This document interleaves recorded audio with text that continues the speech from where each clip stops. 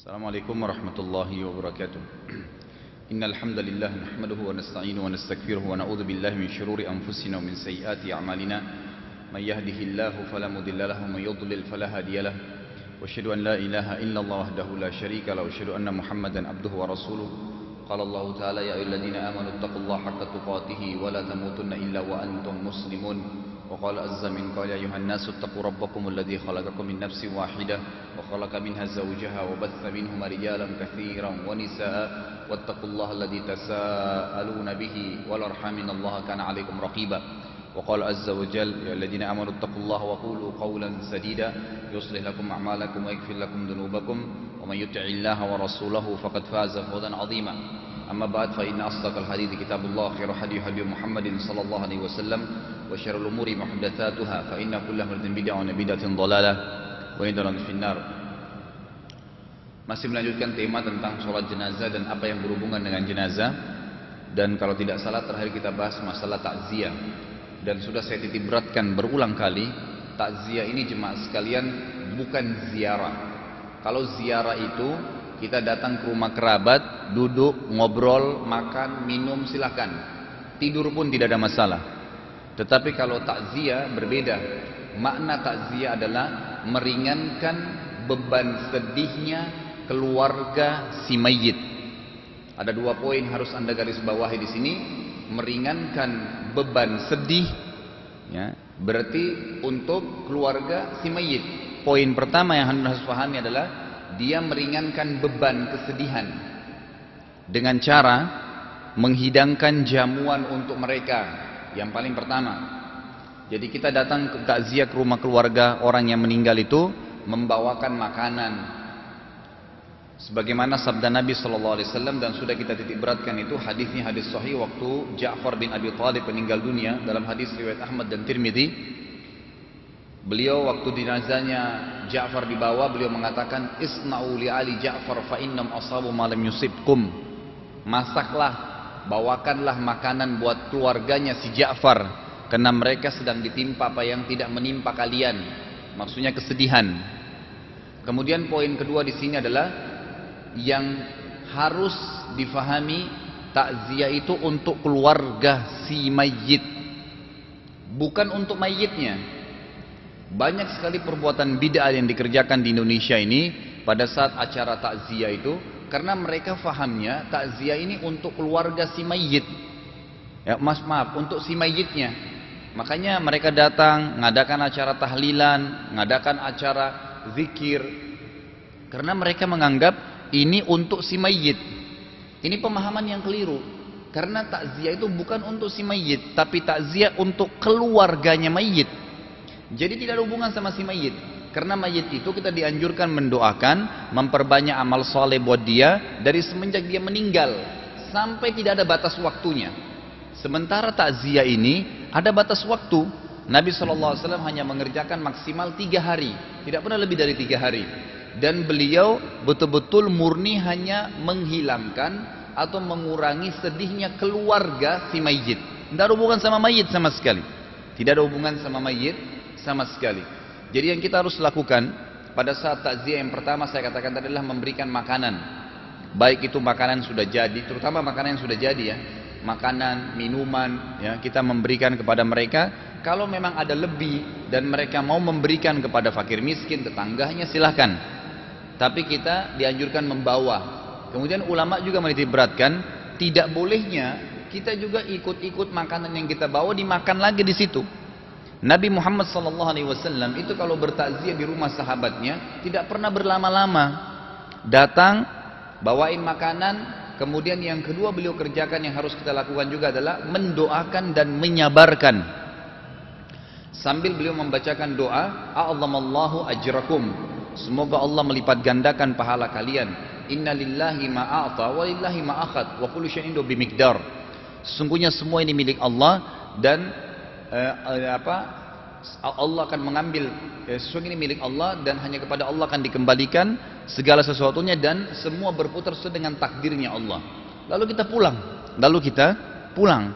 Nah di Indonesia ini banyak sekali kegiatan-kegiatan kita yang karena tidak tahu harus buat apa, maka dikarang-karanglah perbuatan itu, dikarang-karang, dibuatlah. Karena kita mau datang ke rumahnya si mayit buat apa ya? Ya kita nggak tahu takziah, dibagikanlah kadang-kadang biji jagung. Untuk apa biji jagung? Dipakai zikir. Kadang-kadang dikasihkan, dibagikan tasbih. Kadang-kadang diadakan acara berzanji. Kadang-kadang diadakan acara tahlilan. Dibuatlah acara, dipanggillah ustadz, disuruh ceramah. Padahal sebenarnya kalau anda memang kembali kepada sunnah Nabi Muhammad SAW, yang saya sering tekankan satu-satunya kiai kita, tidak pernah Nabi SAW itu ceramah di acara takziah sahabatnya. Tidak pernah Nabi SAW ikut-ikut makan di rumah itu. Tidak pernah Nabi SAW duduk sambil berzikir untuk si mayit. Tidak pernah. Karena memang takziah untuk keluarga si mayit. Tolong digarisbawahi kata-kata keluarganya. Jadi memang kita fokus ke mereka, antarin makanan, doain mereka, kemudian sabarkan. Ya sabar, insya Allah ada pahalanya. Mereka hanya sekedar meninggal ya ke alam barzah mendahului kita, dan kita juga akan menyusul. Hanya itu saja. Tidak lebih daripada itu jemaah sekalian. Dan ini banyak sekali orang tidak faham gitu ya. Jadi disalahgunakan sampai membaca Al-Quran. Berzanji itu jemaah sekalian sudah pernah saya jelaskan adalah sejarah Nabi. Apa hubungannya dengan kematian seorang muslim? Tahlilan itu adalah zikir. Zikir itu ada tempatnya, ada waktunya. Di mana kita disuruh zikir pagi sore, zikir habis sholat. Ya. Bukan pada saat kematian. Karena kiai anda dan Nabi anda Muhammad SAW tidak pernah kerjakan. Maka jangan sampai kita membuat itu, dan ini sudah melekat keras bagi kita di Indonesia. Artinya tidak ada takziah kalau tanpa tahlilan. Subhanallah gitu kan. Kalau diingatkan, oh terlalu keras ini. Bukan masalah keras. Masalahnya ini adalah syariat Allah. Kalau setiap orang bebas melakukan apa yang dia inginkan jemaah sekalian, apa yang tertinggal dari sunnah Nabi SAW? Tidak ada lagi. Karena anda bisa berbuat bid'ah, saya bisa buat bid'ah, si fulan bisa buat bebas buat semuanya. Maka akhirnya jadi kacau balau semua, syariat akan ditinggalkan. Agama ini mudah, ya, asal dijalankan sesuai dengan tuntunan kiai kita Muhammad SAW. Ikuti saja, maka tidak akan keliru, kan gitu. Kita pasti akan benar dan akan tenang, akan selalu tenang. Jadi kembalikan segala sesuatu kepada tuntunan Nabi Muhammad SAW. Kemudian yang termasuk juga yang kita ini untuk keluarga mayit ya, memberikan makan, kemudian mendoakan dan menyabarkan. Sekarang tinggal pertanyaan yang selanjutnya adalah apa untuk si mayit? Dan apakah ada hubungan mayit dengan takziah? Sama sekali tidak ada. Sama sekali tidak ada. Takziah tidak ada hubungannya dengan si mayit. Tapi untuk keluarga mayit dan tidak pernah lebih dari 3 hari. Dan sudah pernah saya tekankan jemaah sekalian, kalau anda kembali kepada sejarahnya, peringatan hari ketiga, hari ke-7, hari ke-100, hari ke-40, hari ke-1000, itu diambil dari kaum-kaum Nasrani. Bukan dari ajaran Islam. Sama sekali bukan dari ajaran Islam. Lalu kenapa anda ngotot untuk mengerjakannya gitu kan? Sementara Nabi SAW tidak pernah mencontohkan itu. Nah, sekali lagi, ini semua beranjak karena pemahaman takziah untuk si mayit. Sekarang kita tuntunkan. Lalu pertanyaan, bagaimana sunnah Nabi Muhammad SAW tentang mayit yang mati? Yang pertama, jemaah sekalian, kita memperbanyak doa dan istighfar untuknya. Walaupun dia seorang yang saleh. Karena Nabi Muhammad SAW sampai hari ini dan sampai hari kiamat, siapapun yang mengaku umatnya tetap membacakan salawat untuk Nabi SAW. Apa itu salawat? Meminta agar Allah tambahkan rahmat dan karunia untuk Nabi Muhammad SAW. Padahal Nabi maksum, diampuni dosanya, gitu kan? Tapi tetap kita bacakan salawat. Kenapa salawat? Agar ditambahkan lagi rahmatnya Allah untuk beliau. Kenapa para sahabat Abu Bakar, Umar, Utsman, Ali, Talha, Zubair, Abdurrahman bin Auf, Sa'ad, semua sahabat-sahabat Nabi yang jamin masuk surga, tetap kita mengatakan radhiyallahu anhum. Apa itu radhiyallahu anhum? Semoga Allah ridhahi mereka. Artinya semoga Allah ampuni kalau mereka punya kesalahan, semoga Allah terima amal-amal solehnya. Didoain. Didoain sahabat-sahabat itu, gitu kan? Apalagi kalau kita manusia biasa. Jangankan kiai kita, jangankan ustadz kita, jangankan dai kita. Nabi Muhammad SAW saya dibacain salawat, sahabat aja didoain radhiyallahu anhum setelah mereka meninggal pun, gitu kan? Apalagi kalau kita. Maka kita memperbanyak doa untuk si mayit. Setiap kali kita terlintas antara azan dan iqamah, lagi sholat tahajud, lagi ada kesempatan, lagi musafir, doain orang tua kita yang sudah meninggal, doain orang kerabat kita, teman, orang yang kita kenal, kaum muslimin secara umum. Ya, kita mendoakan mereka. Sebagaimana sabda Nabi SAW dalam hadis yang sahih yang sudah masyhur, kalau Ibnu Adam meninggal dunia, maka akan terputus amalnya kecuali dari 3 sumber. ilmu yang bermanfaat, sedekah jariyah, atau ilmu yang bermanfaat, atau anak soleh yang mendoakannya. Juga dalam hadis yang lain kata Nabi SAW, dalam hadis riwayat Muslim, tidak ada seorang muslim mendoakan muslim yang lain kecuali dia akan mendapatkan pahala di setiap muslimnya satu pahala. Dan dia doakan, Allahumma ighfir li muslimina wal muslimat. Kalau orang tuanya, Rabbi ghfirli wa liwalidayya. Kalau siapa saja kerabatnya, ya, atau teman yang meninggal, Allahumma ighfir lahu, Allahumma arhamhu, ya Allah ampuni, ya Allah rahmati. Doain dia sebanyak mungkin, nggak ada batasnya. Setiap saat, setiap teringat antara azan iqamah. Kalau azan iqamah saja itu satu hari berarti 5 kali waktu sholat, gitu kan? Belum kalau sholat tahajud. Kemudian memperbanyak istighfar dengan mengatakan Allahumma ighfir lahu, Allahumma ighfir lahu, ya Allah ampuni dia, ya Allah ampuni dia. Sebagian ulama salaf menamakan ditambah dengan doa yang paling baik adalah kita mengatakan Allahumma baddil sayyiatihi hasanat. Ya Allah, ubahlah, gantilah dosa-dosanya menjadi pahala. Gantilah dosa-dosanya menjadi pahala. Karena ini pernah Allah sebutkan dalam Al-Quran. Dalam surah Furqan kalau tidak salah Allah mengatakan a'udzubillahi minasyaitonir rajim, ulaikal ladzina yubaddilullahu sayyiatihim hasanat. Jadi ada orang-orang yang memang taubat kepada Allah SWT, Allah bukan menghapuskan dosanya, tapi mengganti dosa mereka menjadi pahala. Jadi kita boleh mendoakan mereka mengatakan ya Allah ampunilah mereka, atau gantilah ya dosa mereka menjadi pahala. Ini yang pertama untuk si mayit. Yang kedua, menyebut-nyebut kebaikannya. Menyebut-nyebut kebaikannya sebagaimana disebutkan dalam hadis yang sahih kata Nabi SAW riwayat Imam Tirmidzi, uzkuru mahasina mautakum, sebutlah kebaikan-kebaikan jenazah kalian. Kebaikannya semua, dilupain semua keburukannya, nggak usah lagi disebut keburukannya. Kebaikan, mungkin dia pernah bangun masjid, mungkin dia pernah sampaikan sebuah wasiat, mungkin dia pernah berbakti sama orang tuanya, apa saja kebaikan disebutin. Yang kebaikan disebutin. Termasuk kita harus hati-hati. Sebagaimana dalam hadis Bukhari, pernah ada jenazah lagi dibawa. Kemudian pada saat jenazah itu dibawa, ada beberapa sahabat yang mengatakan, oh orang ini begini dulu, disebutin yang buruk-buruk. Dia pernah begini, dia pernah nggak sholat, dia ini, disebutin keburukannya gitu.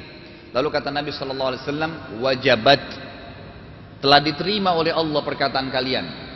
Nggak lama lewat jenazah lagi satu, orangnya baik. Sahabat mengatakan orang ini ahli sholat, orang ini suka puasa, orang ini sedekah, orang ini gini. Kata Nabi SAW, wajabat, telah diterima perkataan kalian. Lalu beliau mengatakan, setiap kali kalian mengucapkan sesuatu di depan mayit kalian, gitu kan, maka Allah akan terima seperti itu karena kalian adalah ya hamba-hamba Allah yang memberikan kesaksian di muka bumi. Kesaksian di muka bumi. Jadi kita ucapin ya kebaikan-kebaikan mereka pada saat mereka mati. Ini juga perlu saya luruskan di poin ini, jemaah sekalian, tidak pernah ada satupun hadis Nabi SAW yang mengajarkan selesai sholat jenazah seperti sering di Indonesia, lalu imamnya mengatakan ishhadu bi anna hadzal mayyit min ahlil khair. Saksikanlah mayit ini termasuk orang yang baik. Kalau anda pernah dapatkan riwayatnya silakan anda sampaikan. Satupun tidak ada hadis berhubungan dengan ini. Nabi SAW tidak pernah jenazah sahabatnya lalu dia katakan saksikan orang ini orang baik. Yang anehnya jemaah yang hadir ya itu tidak kenal dia lalu ikut-ikutan khair. Apa itu khair? Kebaikan. Ada yang sempurna mengatakan ahlul khair, orang baik. Baik, kalau anda tidak kenal dia ternyata dia bukan orang baik. Bagaimana itu? Kan gitu. Itu satu kesaksian. Ada pertanggungjawabannya, gitu kan? Jadi jangan sampai kita salah melangkah jemaah sekalian. Karena kita sudah punya syariat yang menuntun kita. Kembalilah kepada rel syariat yang benar, maka kita tidak akan keliru, gitu kan? Tidak akan keliru. Yang dimaksud dari hadis Nabi SAW adalah kalau jenazah itu sedang terlintas lewat di depan kita. Hanya itu karena kejadian sahabat tadi jenazah sedang lewat, maka jangan ditambahin, jangan dikurangin, gitu kan? Sudah begitu kejadian yang Nabi SAW sampaikan. Jadi kita menyebutkan kebaikannya. Mungkin kalau suami sebutkan kebaikan istri, istri sebutkan kebaikan suami, anak-anak, orang tuanya dan seterusnya, sebaliknya teman-teman dan seterusnya. Kemudian yang ketiga, memperbanyak tambahan pahala mereka dengan sedekah. Memperbanyak sedekah, terutama sedekah jariyah. Apa itu sedekah jariyah? Sedekah yang terus berjalan. Bagaimana bisa menjadi sesuatu yang terus berjalan? Karena yang sedang disedekahkan ini sesuatu yang terus bermanfaat. Ulama kasih contoh yang puncaknya adalah membangun masjid, ya, menyumbang untuk masjid, rumah anak yatim, perbaikan jalan, fasilitas umum, sumbangin untuk orang tua kita, atas nama orang tua kita, itu boleh, nggak ada masalah. Karena Nabi SAW mengatakan kalau anak Adam terputus amalnya maka meninggal terputus kecuali dari 3 sumber, termasuk pertama sedekah jariyah, sedekah yang terus berputar. Dan kalau misalnya seperti ada ponakan saya meninggal dunia waktu itu, dia meninggal umur 19 tahun, ada motornya, ada pakaian-pakaiannya, lalu orang tuanya tanya saya, ini diapakan nih? Saya bilang jadikan sedekah jariyah. Gimana caranya? Kebetulan dekat rumah ada masjid lagi dibangun, saya bilang uangkan motor ini, sumbangkan di masjid atas nama dia. Selesai. Dan tidak perlu disebut namanya. Allah sudah tahu kalau kita niat dalam hati ini untuk buat anak saya, ini buat nenek saya, ini buat kakek saya. Tidak perlu disebutin. Ya, tidak perlu disebutin karena kalau disebutin khawatir nanti malah jadi riya lagi, gitu kan? Nanti kitanya yang nyumbang lagi jadi riya. Jadi lebih baik sudah selesai diniatkan karena Allah sudah tahu. Allah sudah tahu. Makanya Nabi Muhammad SAW mengatakan innamal a'malu binniyat. Amal akan dibalas sesuai dengan kadar niat seseorang. Niatnya saja. Sudah diniatin selesai. Anda masih ingat? Pernah saya tekankan dan saya akan sering ulangi ini. Kalau seandainya ada seseorang bawa proposal bangun masjid. Ini proposal masjid 100 juta atau 1 miliar. Kemudian kita nyumbang nih. Semua jemaah masjid ini nyumbang masing-masing 100 ribu misalnya. Terkumpul uang 100 juta. Kita kasih. Sebulan kemudian kita dengar ternyata orang itu nggak bangun masjid, lari. Nggak bangun masjid. Pertanyaannya, kita dapat pahala masjid nggak? Dapat pahala masjid. Karena Nabi SAW mengatakan innamal a'malu binniyat.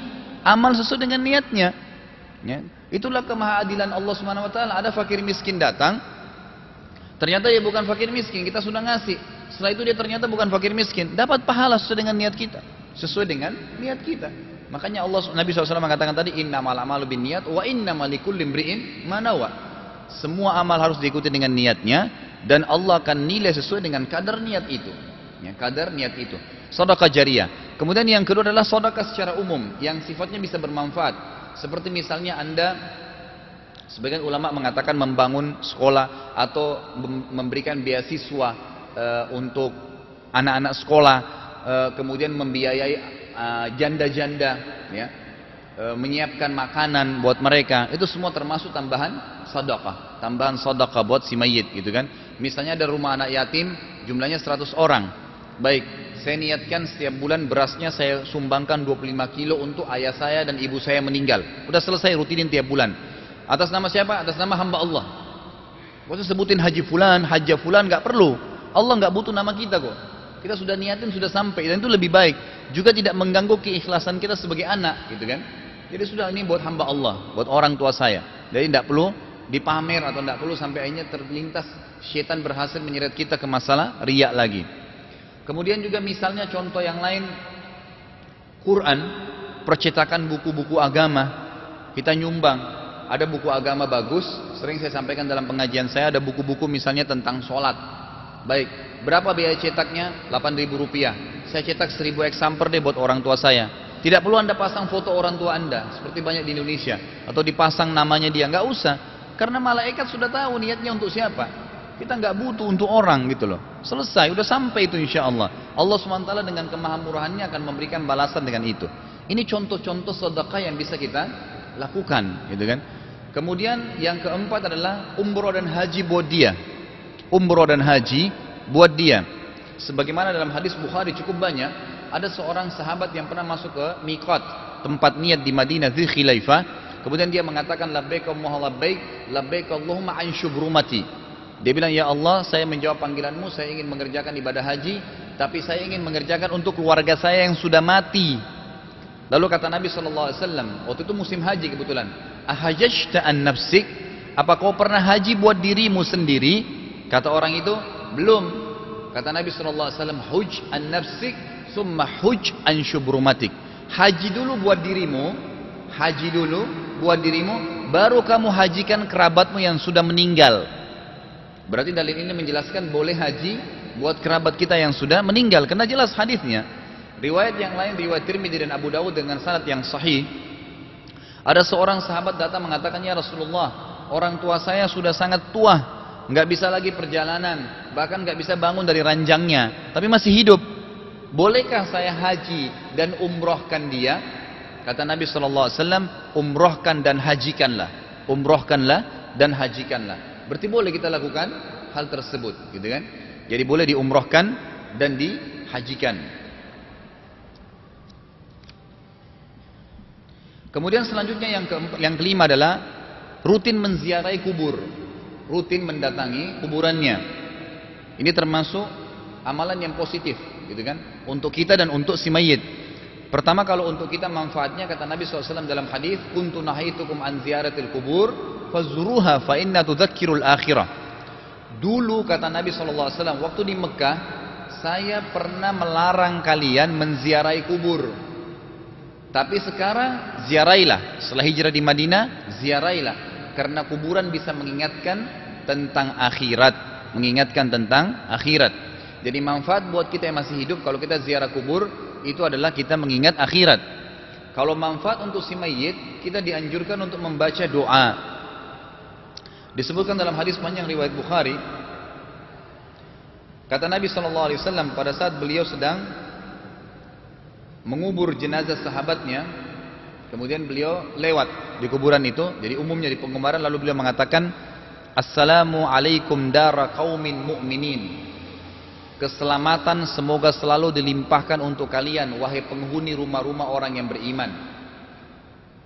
Wa inna insyaallahu bikum lahikun. Dan sesungguhnya kami akan menyusul kalian.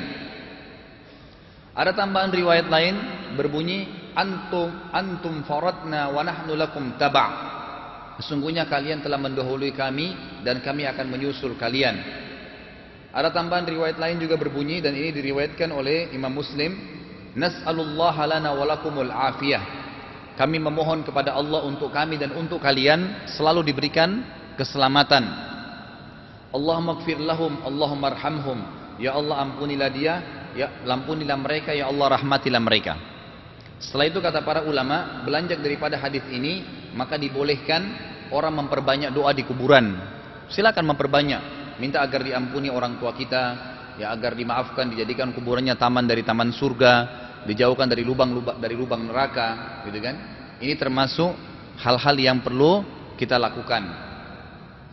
Kemudian juga perlu diketahui berhubungan dengan ziarah kubur ini, kalau mengantar jenazah, saya sudah pernah jelaskan, perempuan tidak dianjurkan, bahkan dilarang oleh para ulama, karena ada hadis-hadis yang melarang masalah itu. Tapi kalau ziarah kubur dibolehkan, tapi dengan syarat-syarat, ada adab-adab. Yang pertama, adab pertama masuk ke kubur adalah tidak boleh teriak-teriak. Tidak boleh teriak-teriak menghormati penghuni kubur, karena mereka memiliki kehidupan di situ. Sebagaimana doa kita pada saat sholat jenazah, Allahumma rzuqhu daran khairan min darihi. Ya Allah, karuniakan dia rumah lebih baik daripada rumahnya di dunia. Ada rumahnya di situ. Warzuqhu jaran khairan min jiranihi. Karuniakan dia tetangga lebih baik daripada tetangganya. Jadi sudah ada, jelas ada kehidupan dia di sana. Warzuqhu ahlan khairan min ahlihi. Dan karuniakan dia keluarga lebih baik daripada keluarganya. Jadi ada kehidupan. Kata ulama, adabnya tidak boleh teriak-teriak. Yang kedua, adab masuk di kuburan adalah mendoakan si mayit, beristighfar untuknya. Yang ketiga, sebagaimana sudah kita jelaskan yang lalu, tidak boleh jemaah sekalian menghiasi kuburan dengan beragam macam hiasan, membuatkan pasangkan keramik, pasangkan pagar, pasang lampu. Ini semua tidak pernah ada sunnahnya, tidak pernah ada sunnahnya. Anda kalau lihat kuburannya para syuhada Uhud, itu kosong, tanah biasa. Dan memang Nabi SAW bersabda kepada Ali radhiyallahu anhu, wahai Ali, aku wasiatkan kepadamu, jangan engkau temukan satupun kuburan di muka bumi ini kecuali engkau samaratakan dengan tanah. Sebenarnya kuburan yang sesuai dengan sunnah itu kuburan taman makam pahlawan tuh. Itu yang sama dengan sunnah Nabi, rata dengan tanah, cuman ada kotak tanda bahwa saya memang itu ada kuburan di situ. Itu yang sesuai dengan sunnah Nabi. Kalau kita malah penguburan umum tidak sesuai dengan sunnah Nabi, dibuat keramik, dibuat pagar, dipasangin lampu, beragam macam, dicat dan segalanya. Uang-uang yang Anda gunakan untuk itu, yang tidak pernah Nabi SAW tuntunkan tadi, buat keramik, perbaikin segalanya, lebih baik Anda berikan Al-Quran, Anda niatkan untuk si mayit. Lebih baik Anda umrohkan buat dia, lebih baik Anda sumbangkan untuk masjid, kasih anak yatim. Banyak sekali manfaat yang tadi sudah kita sebutkan, gitu kan? Jadi harus kita ketahui poin-poin seperti ini. Kemudian juga termasuk tidak ada sunnahnya jemaah sekalian adalah menaburi bunga di kuburan. Ya, menaburi bunga di kuburan, karena memang di kuburan Baqi di Madinah itu setiap kali ada sahabat dikuburkan, Nabi SAW tidak pernah memerintahkan sahabat membawa air atau menaruh bunga. Ya, selalu biasa saja Nabi SAW datangi, kemudian mendoakan mereka, lalu meninggalkan. Tapi ulama mengatakan boleh kalau dibersihkan. Membersihkan kuburan itu boleh. Karena memang harus dibersihkan, kalau memang ada kotoran segala itu dibersihkan. Mungkin ada hewan, mungkin ada tumbuh-tumbuhan yang liar terlalu banyak sehingga tidak kelihatan kuburannya, itu boleh, tidak masalah kalau untuk dibersihkan. Tapi kalau untuk ditaruh bunga sengaja, gitu kan, atau disiram dengan air dengan alasan tanahnya kering, si mayit nggak butuh itu. Ya, si mayit tidak butuh itu. Masalahnya juga Nabi kita Muhammad SAW tidak pernah mencontohkan. Maka kita sebaiknya mengikuti syariat Allah Subhanahu Wa Taala sehingga benar semuanya, gitu kan. Lalu selanjutnya yang harus kita lakukan adalah, yang ini termasuk tidak kalah pentingnya, kalau seandainya si mayit ini punya sesuatu yang sifatnya sumber dosa. Saya bahasakan sumber dosa. Misal, dia pernah membangun sebuah tempat jadi sumber maksiat. Tempat orang kumpul maksiat, berzina, tempat orang berbuat riba, berbuat maksiat umumnya, maka diwajibkan di sini hukumnya, diwajibkan bagi walinya itu untuk mengubah tempat tersebut, diubah menjadi tempat yang positif. Misal dialihkan menjadi musola, menjadi masjid, dan itu kalau si mayit bisa bicara, dia akan terima kasih dengan walinya. Karena kalau selama itu menjadi tempat maksiat jemaah sekalian, maka akan menjadi penyebab dia juga disiksa di kuburan, karena terus saja berjalan dosanya. Jadi poin yang kelima, kalau tidak salah tadi ya, ini adalah bagaimana kita menghilangkan segala sumber maksiat untuk si mayit. Ya, jadi tidak boleh ada itu, kita hilangkan sama sekali. Ya, apapun sifatnya. Mungkin dia pernah beli buku, ternyata buku itu tidak baik, maka dimusnahkan buku itu, kan gitu. Mungkin dia pernah punya sumber pendapatan yang haram, dialihkan kepada hal yang halal. Yang haram semua dihilangkan. Jadi semua dilakukan agar dia menjadi murni, tidak memiliki lagi hal-hal yang negatif. Mungkin dia punya foto yang kelihatan terbuka auratnya, maka dimusnahkan, dihilangkan, karena itu berbahaya buat dia. Kemudian yang terakhir jemaah sekalian untuk si mayit adalah kita membayarkan hutangnya. Karena hutang ini sangat penting. Sebagaimana sabda Nabi SAW, ruh seorang mukmin akan tergantung antara langit dan bumi, ya, selama hutangnya belum dibayar. Makanya juga saya tekankan jemaah sekalian, selalu Anda harus punya wasiat. Anda pribadi punya wasiat. Kata Nabi SAW, janganlah salah seorang di antara kalian terlintas di benaknya selama 3 hari satu permasalahan, kecuali dia sudah tulis sebagai wasiat dalam hidupnya. Ditulis wasiat, saya punya utang sama si fulan, belum saya bayar jumlahnya sekian. Saya pernah memukul orang ini, saya sudah cari tapi saya belum pernah temukan, saya mau minta maaf dengan dia. Wasiat apa saja? Saya wasiatkan supaya istri saya pakai jilbab, saya wasiatkan anak saya supaya ikut hafal Quran. Apa saja, wasiat ditulis. Ya, karena sampai satu waktu kita meninggal dunia, ditemukan kertas tersebut, bisa dijalankan wasiat itu, gitu kan, termasuk wasiat harta Anda sendiri. Tapi yang paling penting, jangan sampai ada sangkutan hutang atau haknya orang lain. Ini yang paling penting untuk diwasiatkan. Makanya Allah SWT menyebutkan dalam surah Al-Baqarah, sebelum ayat-ayat terakhir itu ada surat tentang hutang panjang lebar.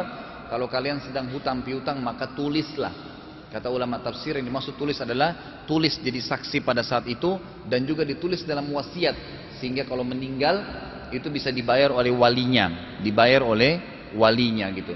Selebihnya tidak ada tanggung jawab lagi si mayit berhubungan dengan masalah kerabatnya meninggal. Makanya kalau ada misalnya seseorang meninggal kemudian anaknya mengambil warisan dan menyalahgunakan uang itu, mayit nggak ada hubungannya di situ. Ya, dia tidak ada hubungannya. Dia hanya yang berhubungan dengan dirinya sendiri. Dia hanya berhubungan apapun yang berhubungan dengan dirinya saja, gitu. Jadi kurang lebih ini yang kita bisa lakukan untuk si mayit, sehingga dia bisa mendapatkan amal jariah di sana, dan juga terputus kalau ada sumber-sumber dosa yang bisa menyebabkan dia nanti dihisab dan berat pada hari kiamat. Allahu a'lam. Sampai sini ada yang mau bertanya berhubungan dengan masalah mayit? Silakan. Ini mic-nya nih.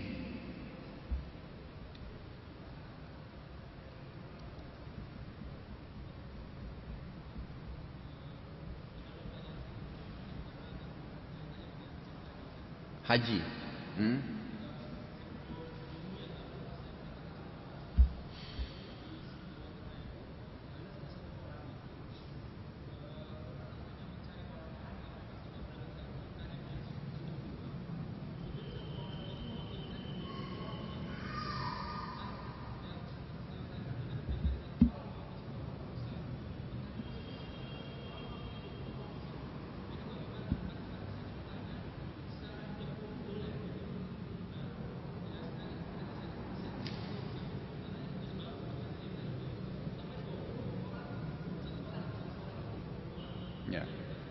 Sebentar dulu, kita jawab dulu baru sebentar pertanyaan kedua. Jadi kalau jemaah yang tidak dengar pertanyaannya bagus. Ada kasus terjadi, kan tadi kalau orang haji, orang meninggal boleh dihajikan. Maka sekarang ada istilah keluar itu badal haji. Jadi kalau ada walinya yang punya kelebihan dana, dia nggak bisa pergi haji, maka dikasihlah uang kepada orang lain untuk menghajikan, gitu kan? Nah kalau orang menghajikan, kita menguangkan kepada orang mahasiswa di sana atau teman-teman di travel, atau kita berangkatkan orang soleh dari Indonesia supaya dia menghajikan kerabat kita, yang penting syaratnya sudah pernah haji. Kalau satu orang untuk menghajikan satu orang boleh. Pertanyaannya tadi adalah, ada terjadi kasus ternyata satu orang mengumpulkan untuk 20 orang yang sudah meninggal. Apakah itu boleh atau tidak gitu ya? Jadi jelas hukumnya tidak boleh. Karena haji satu orang ya satu. Kalaupun ada yang mengatakan bahwasanya ijabnya sebenarnya bukan diistilahkan ijab kabul ya, karena ijab kabul itu hanya untuk pernikahan. Tapi kalau misalnya kesepakatannya bahwasanya saya tulis akad deh, saya akan haji untuk 20 orang dengan syarat saya lakukan setiap tahun satu orang, misalnya kan, selama 20 tahun berarti ke depan 20 kali haji, tetap ulama mengatakannya tidak boleh, karena tidak ada jaminan dia tahun depan masih bisa hidup atau tidak. Jadi yang boleh adalah, dan itu kan dia sudah mengambil dananya, dia akan mengambil dana. Yang boleh adalah kasuistik seperti yang terjadi para sahabat. Pada saat mereka mau haji tahun itu, mereka menghajikan kerabatnya yang meninggal. Dan tidak ada istilahnya saya akan hajikan tahun depan, atau saya akan hajikan kapan lagi. Kalau dia menerima dana ya, beda kalau misalnya saya seorang anak, saya mau hajikan orang tua saya. Kebetulan saya dapat jatah berangkat 5 tahun lagi, itu nggak ada masalah. Apalagi saya tidak dibayar, gitu kan? Memang untuk orang tua saya. Tapi kalau dia ambil bayaran, maka tidak boleh. Ini sekaligus saya ingatkan jemaat sekalian. Waktu kami masih mahasiswa di Madinah dulu, ada banyak kasus yang sama ya. Jadi seringkali jemaah haji kita yang ikut pemerintah, kalau ngikut ONH, ikut travel itu biasanya lebih terjaga. Karena tidak boleh sembarangan orang masuk ke hotel. Tapi kalau yang ikut pemerintah ini banyak sekali kasus terjadi. Jadi di penginapan-penginapan jemaah kita, dan saya pernah temuin orang-orang seperti ini waktu kami masih mahasiswa gitu. Tidak ada tanggung jawab sama sekali gitu. Mereka datangin, ketemu dengan ketua kloternya, kemudian kloternya diajak untuk nego, gitu kan? Kemudian dimintalah badal haji dari orang-orang ini, gitu kan? Sama juga dengan diminta kurbannya, biaya untuk dam, bayar, gitu kan? Nanti orang-orang yang terlibat dari pimpinan dikasih uang. Nah, ternyata mereka mereka haji itu satu orang bisa menerima sampai 10 orang, sampai 20 orang, gitu kan? Dan dia bisa saja niatkan haji, satu haji untuk semuanya, itu nggak bisa, nggak bakal mungkin terjadi. Dan ini kasus yang tidak boleh. Ini kalau di semua buku fikih sepakat itu tidak boleh. Satu orang hanya bisa mengambil satu saja, satu haji saja, dan hanya tahun itu. Kalau tahun depan itu dia bicarakan pada saat akan dia kerjakan tahun depan. Jadi dia tidak boleh mengambil dari sekarang dananya. Kurang lebih seperti itu gambaran. Yang kedua,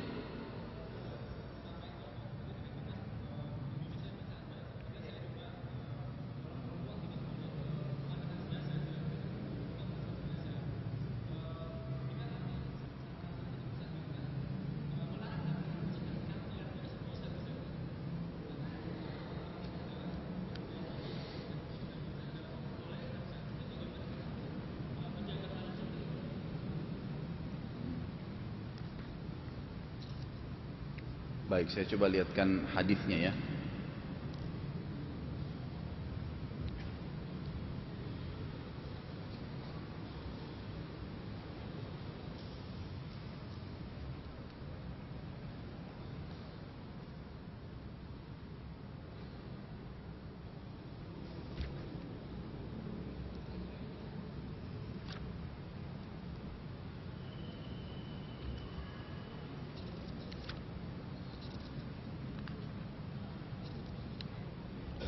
Ya, di sini secara lafziyah belum saya temukan, tapi itu harus sudah pernah kita bahas. Jadi yang jelas memang ada hadis Nabi, diantaranya adalah hadis riwayat Imam Tirmidzi dan Hakim, dan ini dikategorikan hadis yang sahih. Kata Nabi SAW, la'anallahu zawwaratil kubur wal muttakhidati 'alaiha al-masajid was suruj. Hadis sahih riwayat Imam Tirmidzi. Kata Nabi SAW, Allah melaknat para wanita yang mendatangi kuburan. Kata para ulama hadis, mendatangi kuburan dengan dua. Yang pertama mengantar jenazah, yang kedua terlalu banyak mendatangi ziarah kubur. Jadi bukan sesekali tapi sering sekali didatangi kuburan itu. Atau mereka bertugas menjaga kuburan, sehingga akhirnya tiap hari di kuburan, sementara khusus perempuan dilarang untuk itu. Dan juga para wanita yang menjadikan kuburan sebagai masjid, artinya tempat mereka untuk datang ibadah. Serta wanita-wanita yang memasang lampu di atas kuburan tersebut. Ini kata Nabi SAW, Allah melaknat mereka. Allah melaknat mereka. Ada hikmah besar jemaah sekalian. Jadi kalau kita lihat larangan-larangan syar'i ini, sebenarnya kita harus bisa melihat dengan akal sehat kita. Pada saat Nabi SAW melarang wanita untuk mengantar jenazah atau memperbanyak atau terlalu banyak ziarah kubur, itu karena memang jiwanya mereka beda dengan laki-laki.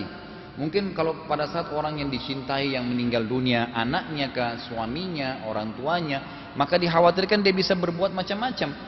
Makanya dalam hadis yang lain dikatakan tentang niyaha, ya, nangis teriak-teriak, ya, mukul-mukul badan kena orang yang sudah meninggal. Itu lafaz Nabi SAW, Allah melaknat wanita-wanita yang memukul-mukul badan mereka, yang melaknat-laknat atau menyalahkan diri mereka karena kematian seseorang. Kenapa wanita yang disebutkan di sini? Karena para ulama hadis mengatakan jiwa mereka sulit untuk menerima kondisi kematian dan kondisi kuburan.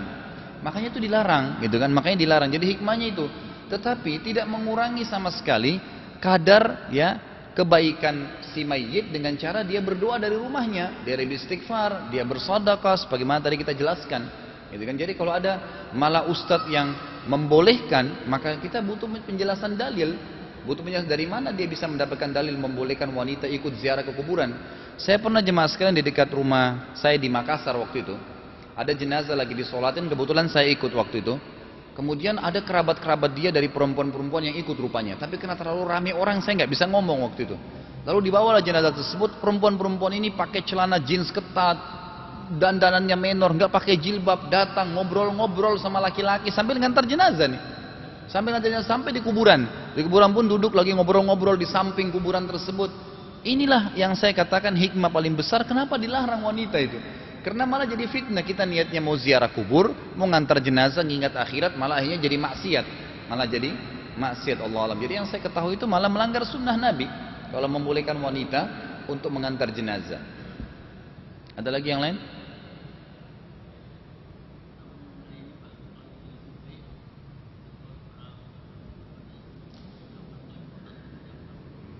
Kalau Idul Fitri, kenapa Pak?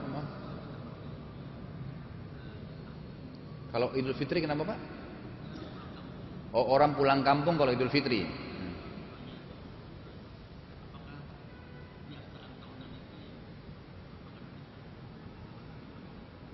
Baik, apakah pulang kampung Idul Fitri itu termasuk perbuatan bid'ah?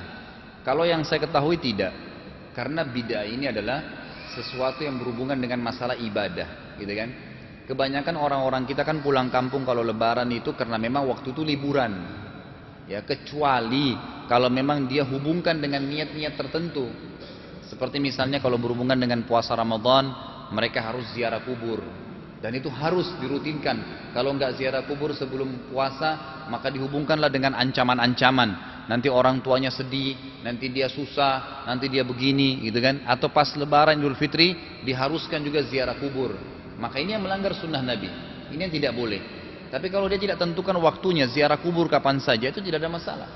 Ya, tapi kalau insya Allah tadi masalah pulang kampung, menurut saya umumnya orang karena mau silaturahim keluarga, ya, dan itu pada waktu libur, insya Allah tidak ada masalah. Sudah masuk waktu? Baik, ada lagi tadi? Silakan Pak, silakan. Ininya nggak nyala kayaknya Pak. Ya, nanti saya keraskan suaranya.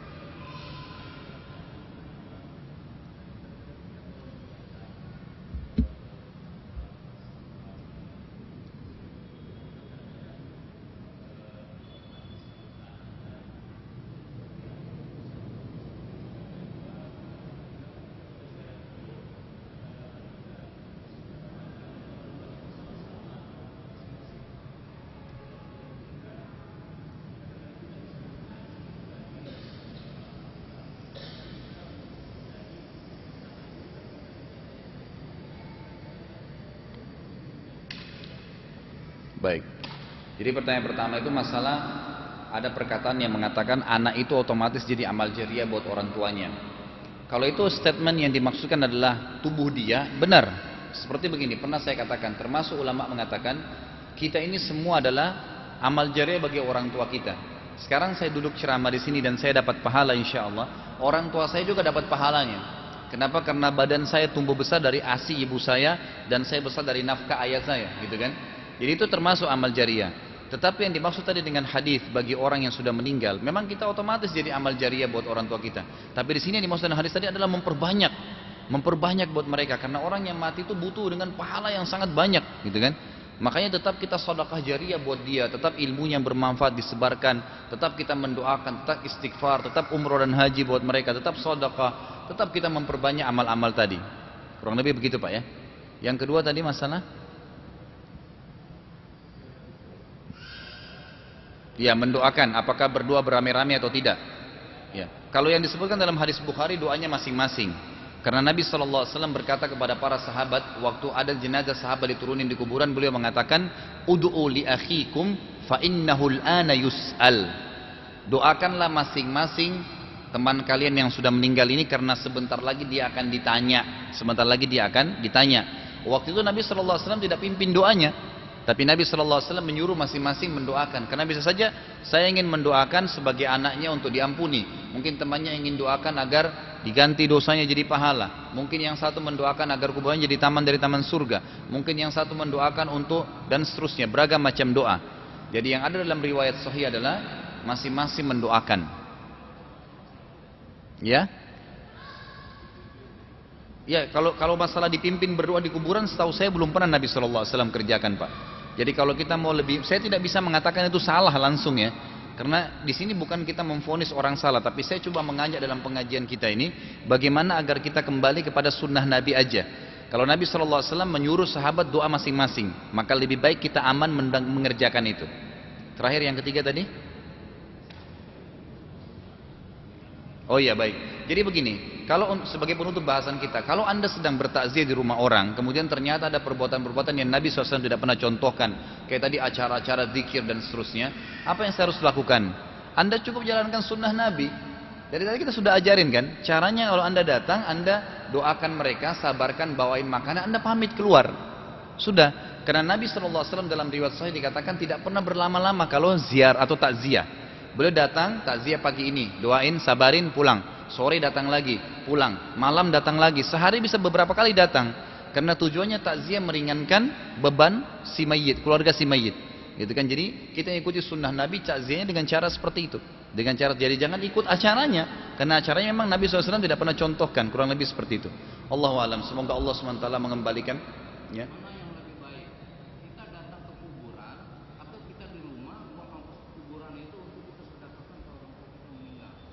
Tetap dua-duanya Pak.